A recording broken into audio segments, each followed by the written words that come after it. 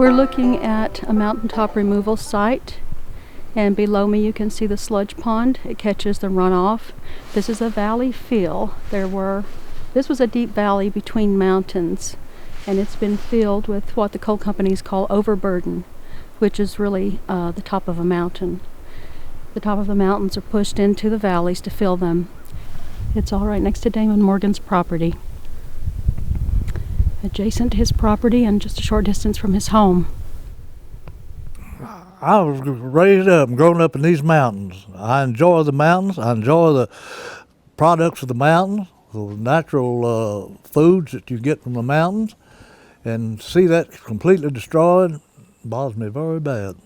There's no way in the world that you can extract coal and timber from these mountains without doing some damage. But they could take a lot of precautions and could minimize a lot of that damage. And I think they ought to be forced to take them precautions because they don't want to do it because it costs extra money to do it. And I think they should be forced to do that or not be allowed to mine it.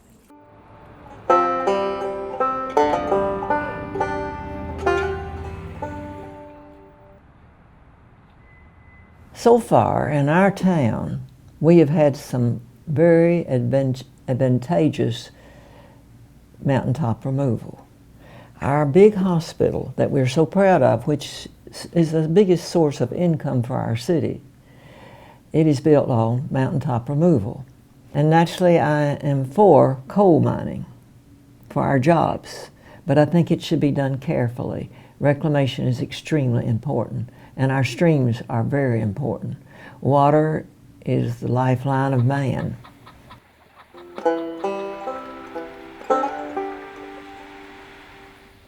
This is a conductivity meter, and the federal government says if this thing reads 500 or above, that it's considered so polluted that it cannot be repaired. This says OR, which over overrange. It is over 1990 microsiemens. I can't really tell you how high it is because my meter won't read that high, but when they mine this area, they know what metals they're going to disturb because they core drill and they take samples. So to me, that's premeditation. They know they were going to release manganese and aluminum in deadly levels on the people in this valley. I had 4 brothers and my dad, and they were all coal miners. Without coal, we're in trouble. I have 5 grandchildren. I'd like to see them stay in eastern Kentucky and live here. And without coal, it may not be possible, you know. So as you can see, as you look around here, some of these hillsides, basically, you pay taxes on them, and what use are they? And with mountaintop removal, they flatten it off and they reclaim it. They reclaim it well. This is a mountain, yes, of course. Oh yeah, all the way up from Vico, it's mountainous area. So they just destroyed all the mountains back down to Vico, which is about 4 miles, maybe 4.5 miles. Procedure is ammonia nitrate and fuel oil and dynamite.